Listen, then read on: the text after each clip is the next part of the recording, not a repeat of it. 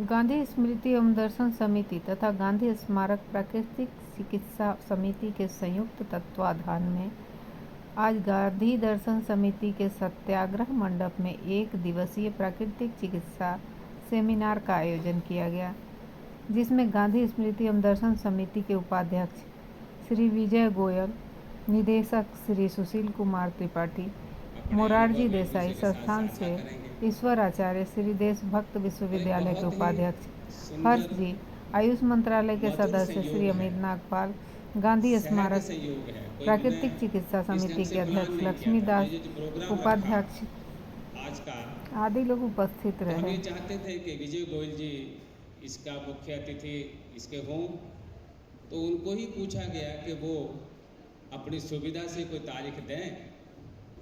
उसी दिन हम ये कार्यक्रम यहाँ रखेंगे, जिनके प्रांगण में हम बैठे हुए हैं, जिसके उपाध्यक्ष हमारे मुख्य अतिथि हैं। उस समिति के अध्यक्ष भारत के प्रधानमंत्री ही हैं।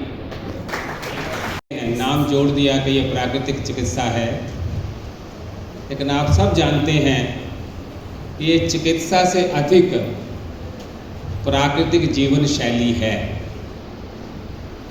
लेकिन व्यक्ति बीमार हो ही नहीं, इसके लिए इस देश का प्राकृतिक चिकित्सक उपलब्ध है और वो ऐसा प्रयास करता है, ऐसी कोशिश करता है जहां वो बैठा हुआ है कि वहां कोई आदमी बीमार ना हो।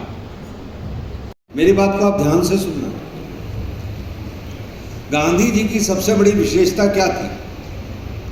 गांधी जी की सबसे बड़ी विशेषता थी, गांधी जो कहते थे वो, बोलिए, गांधी जो कहते थे वो। आजकल अलग अलग विधानों के अंदर आपको ऐसा लोग मिल जाएंगे जो प्रैक्टिस करवा तो रहे हैं पर प्रैक्टिस कर नहीं रहे हैं जाकर। ऐसे नेचुरोपैथी में भी लोग मिलेंगे कि खुद एलोपैथी का इलाज कराते हैं, किंतु क्योंकि इस चिकित्सा के अंदर हैं तो इसलिए वो प्राकृतिक चिकित्सा कराते हैं और वो बहुत कड़ी मेहनत करते हैं। तो ऐसे प्रधानमंत्री जी हमको आज साक्षात उनका आज जन्मदिन है, मैं बधाई देता हूँ।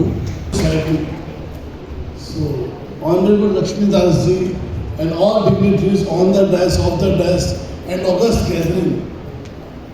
So it's a great day for Desh Bhagat University.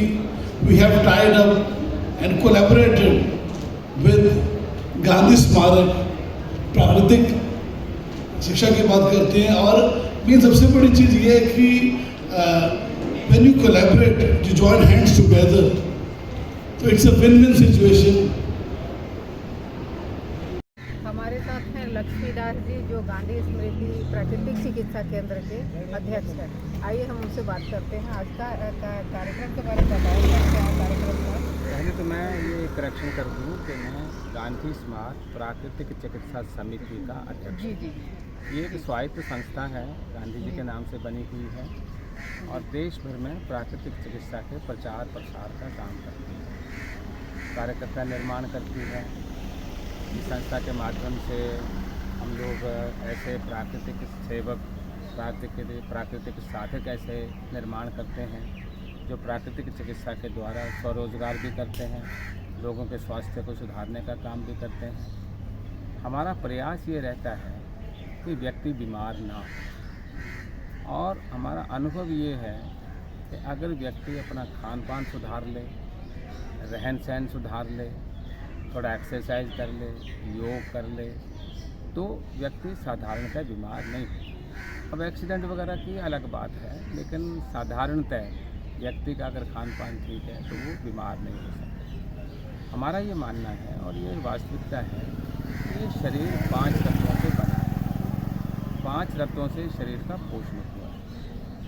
5 तत्वों से ही ये शरीर का जो जितनी मुरम्मत करने की आवश्यकता होती है मुरम्मत करते हैं। तो हम 5 तत्व मिट्टी, पानी, हवा, आकाश, अग्नि से शरीर में जितने भी दोष आते हैं या आने की संभावना है उनको दूर किया जा सकता है, उसी पर हम काम करते हैं। तो एक तो 5 तत्वों पर काम करते हैं, दूसरा खान पान पर काम करते हैं और तीसरा योग आसन आदि पर काम करते हैं। इसके द्वारा आदमी के शरीर को सुधारने की कोशिश करते हैं। आप जानते हैं कि शरीरस्य खलु धर्म साधनम, जो भी काम करना है व्यक्ति को, शरीर स्वस्थ है तो ही हो सकता है। चाहे अच्छा काम है चाहे बुरा काम, चोरी भी करें तो शरीर स्वस्थ चाहिए, और योग मोक्ष प्राप्त करना है तो उसके लिए भी स्वस्थ शरीर चाहिए, सेवा का काम करना है तो उसके लिए भी स्वस्थ शरीर चाहिए।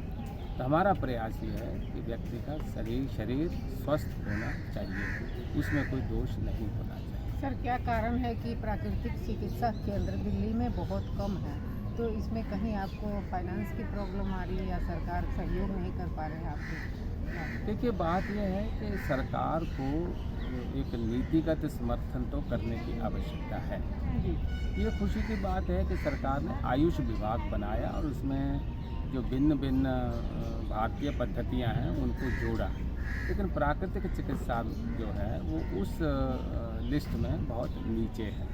तो जितने इसके लिए आर्थिक प्रावधान होना चाहिए, बजटरी सपोर्ट होनी चाहिए, वो हो नहीं पाती है। आप सरकार से कुछ मांग कर रहे हैं? हाँ, हम चाहते हैं सरकार से कि एक सरकार जब बजट आवंटन करे हेल्थ के लिए, तो प्राकृतिक चिकित्सा के लिए एक न्यायोचित आवंटन होना चाहिए। प्राकृतिक चिकित्सा को स्वरोजगार के साथ भी जोड़ना चाहिए, और प्राकृतिक चिकित्सा के माध्यम से सरकार कितना स्वरोजगार चाहती है, स्वरोजगार जनरेट करना चाहती है, उसका बजट बना करके उसके मुताबिक इसका प्रावधान। तो आपने कोई पत्र लिखा है इसके लिए? हम पत्र लिखते रहते हैं, प्रस्ताव पास पारित करते हैं, सरकार के पास पत्र भेजते हैं, सरकार को रिक्वेस्ट भेजते हैं, जहाँ जहाँ मौका मिलता है सरकार से बात करते हैं, सरकार के प्रतिनिधि से बात करते हैं। कुछ काम हुए हैं, लेकिन अभी प्राकृतिक चिकित्सा के लिए बहुत काम होना बाकी है, बहुत ज़रूरत है। और मैं आपको बताऊं कि अगर कोशिश की जाए तो प्राकृतिक चिकित्सा के द्वारा हम लोग देश के नागरिकों को स्वास्थ्य की सुरक्षा की गारंटी कर सकते हैं, लेकिन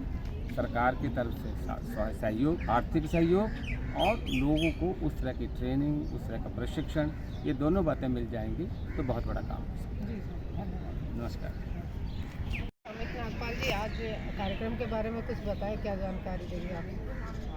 कार्यक्रम बेसिकली इस प्रकार के, जो मोदी जी के आज जन्म दिवस के ऊपर यह कार्यक्रम हो रहा है, इसके अंदर देश भर के प्राकृतिक चिकित्सक इकट्ठे हुए हैं। जो लोग, मोदी जी ने जिस प्रकार से कहा कि होलिस्टिक मेडिसिन्स के द्वारा हम लोग देश का जो बजट है, हेल्थ बजट को भी कम कर सकते हैं। आज देश के अंदर लगभग 86,000 करोड़ रुपया हेल्थ का बजट यूज होता है। अगर इस प्रकार की प्राकृतिक चिकित्सा द्वारा लोगों का इलाज किया जाए तो यह बजट घट के आधा रह जाएगा।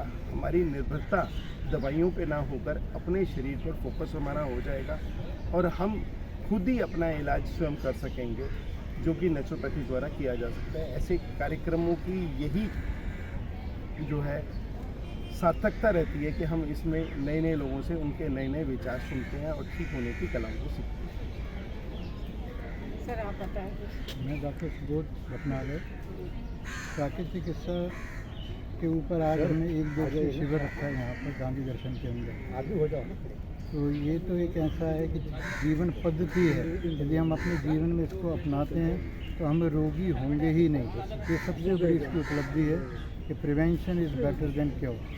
तो उसी को मिशन को लेकर के समिति इस ओर अग्रसर है और उसमें अपने बहुत सारे कार्य जो है वो करती है। इसके प्रचार और प्रसार के लिए आपका धन्यवाद। सर, अपना नाम बता दीजिए पहले। मेरा नाम doctor Rajeev Rastogi. I am retired from central council for research in yoga and naturopathy under minister health. तो प्राकृतिक चिकित्सा के बारे में आपकी क्या राय है? प्राकृतिक चिकित्सा बहुत अच्छी, सरल, सहज चिकित्सा पद्धति है, और इसको प्रमोट करने के लिए हमको इसको अपने जीवन में अपनाना पड़ेगा। जैसे होता है ना कि लाइफ स्टाइल बदलनी है, तो नेचुरोपैथी या प्राकृतिक जीवन एक जीवन शैली है। हम इसको तभी सफल बना पाएंगे जब हम इसको अपने जीवन में अडॉप्ट करेंगे।